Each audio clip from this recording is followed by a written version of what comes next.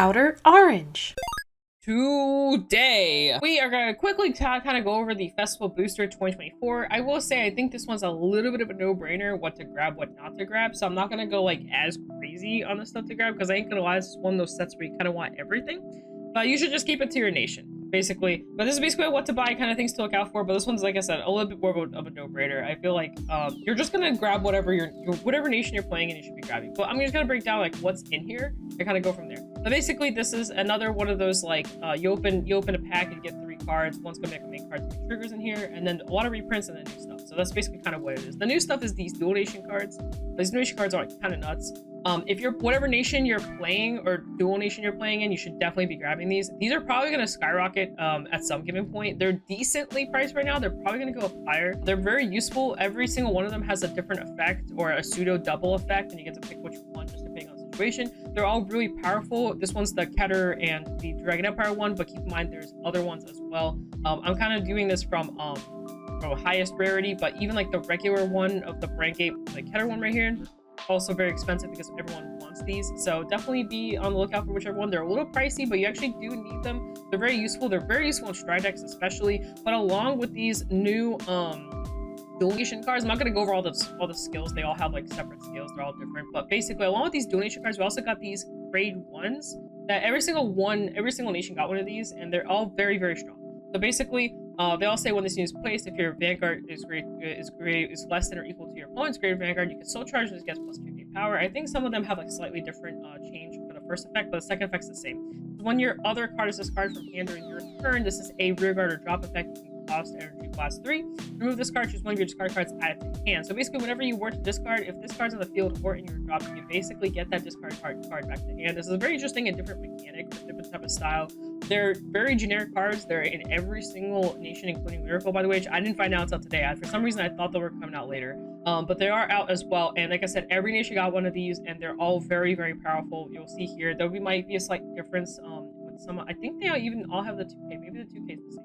I could have sworn the Lyrical one was a little different. I'm gonna go look right now. So here's the Lyrical one. It is a little different. This one's a little different. This one says Soul Charge 1 or Energy Charge 1. For some reason, they made this one slightly different. It gets the 2K power. But then it says if you play in order this turn, you also get the Soul Charge and Energy Charge 1. This is a really good card, by the way. This card's kind of nuts.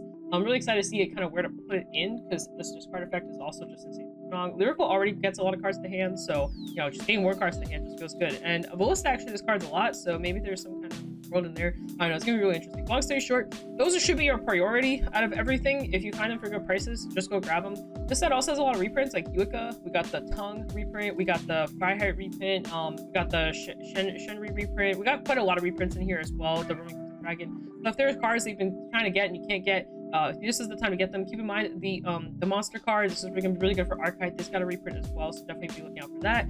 There are a couple other new cards, but I first want to go over the new OTs. So the new OTs are in the set. The yellow one is less desired, so if you want to pick it up now while it's cheap, I would. But this one might have a future where it might get more insane. It's actually not a terrible OT. One of my friends was playing it today and was playing it yesterday with the Flaming G stuff, and he was like, you know, you just draw a ton of cards, you know, so and if the guard in the guard circle, you know, they're going to lose their cards too. So this one is really interesting. And then there's also a purple one. This is definitely the more sought out over trigger out of the two.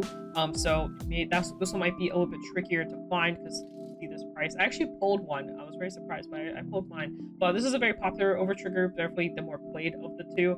And yeah, this one basically lets you get a card from your hand, and you can choose one of your units from your hand, called the guard circle, and it gets plus 90 powers. Basically, it's like another attack depending on you know, how you're synergizing your attacks and stuff like that. Very interesting. I haven't tested this one or the other one, to be honest. I'm not like too familiar with like their full applications, but a lot of people definitely prefer this one over the yellow one. I think they're both good personally in their own ways. I think the yellow one just has slightly less good stuff towards it. It does a little bit less. Also, you know, you can deck yourself out if you don't want to do that. The next thing, keep in mind the energy tokens are in here, but they're like super expensive. These are like the chase cards of the set, so that's something you might want to grab if you're interested in chase cards. Keep in mind the Owl also got the little FFR reprint and regular printing. There's something else I think I wanted to go over. I saw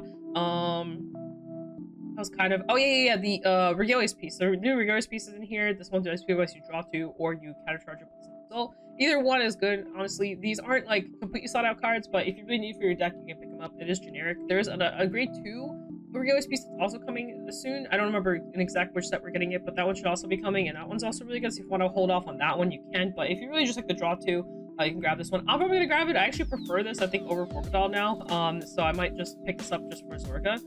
Just because I was kind of playing yesterday, and I was like, you know what, I kind of would prefer this over the Forvidal. The Forvidal kind of felt weird, and I feel like this would have been better in all the games I played, because there's a lot of games going second feels a little weird, so if you want to just draw a little bit, just kind of keep yourself healthy, felt kind of nice. But yeah, other than that, we got a couple of got some of this formage stuff going, or I can't remember what it's called exactly, but basically we got these new cards that are grade 2s that basically get orders for you. And there's I think one in every nation. They all basically grab a grade 2 order. Some are just slightly different. There's like these. This one basically says that this one is like a protection one. It's like a, you know, when your unit is attacked, choose one of your other rear guards not being attacked. Guard circle, and when the seal guard circle, you can find it instead. So basically what this card says, it's in the order zone the entire game, and you can just keep doing this, where you can choose when your rear guard's not being attacked and move it. I think this is kind of insane as long as you have a rear guard on the board. This gets kind of insane. You can also bind it. Keep in mind, Stoicheia, they have a way to unbind with Bell, so you can actually keep looping this over and over again. So very interesting. And there is a card that goes with this that's searchable. So yeah, there's like that, and that card will also work with the order. And like every nation got one of these. Like this is the lyrical one.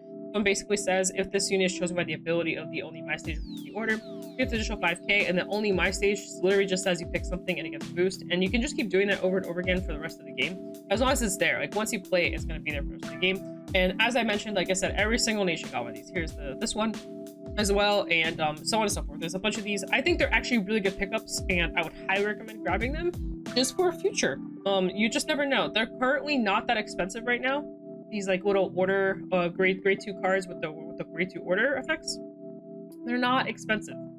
So if you really want a generic like little package for your nation, like say you're playing Keter, pick up the Keter one. You know, I would even get 2 play sets.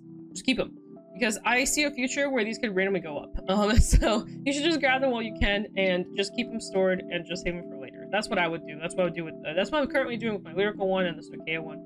Putting them to the side. There might be a future where I actually might end up using them. But anyway, let's show there's other reprints, a couple other like just little chase cards, little cards people have been kind of looking out for. Some heal reprints, which is also really good because these are the counter heals and all that kind of stuff. Here's some of the orders I've been talking about. Here there again. Kind of 7 trapping got a reprint, and after that we just have a bunch of triggers kind of floating in. I will say this one's really good if you're really a big Direful Doll player. You definitely want to be grabbing this, and just, you know, after this is mainly triggers, we got the Thassa's got reprinted. Oh, and the security upgrade got reprinted. But anyway, after this is mainly reprints.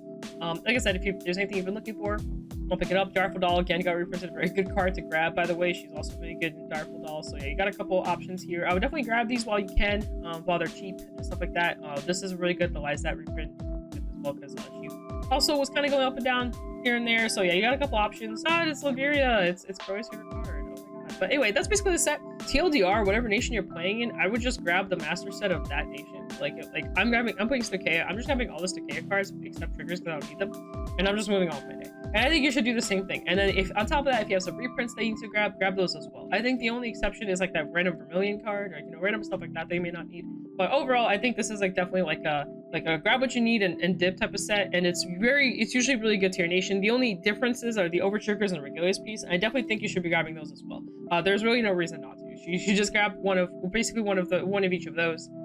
Grab the Regalis piece just for future. Like I said, if you can afford all of it. I think out of everything, the dual nation cards and the grade 1 should be priority. And then if you can afford to, I would grab the order cards with their grade 2 component. And then after that, if you just have nothing else to do, then you grab the Regalis piece. Those are basically the top 5 things you should grab in that order. I think that's the best order to grab in. And then after that is like reprints. Like if you've been really dying for like, you know, reprints like this was a very expensive card, you know, you can just go after those. Anyway, guys, hope that was enjoyable too. 50cards.shop, by the way, code orange to save yourself some money while you're out shopping and all that kind of goodies. You can even use his exclusive link for the 50 cards as well. So cards.shop and get yourself these cards as well. He's got singles and a bunch of other stuff.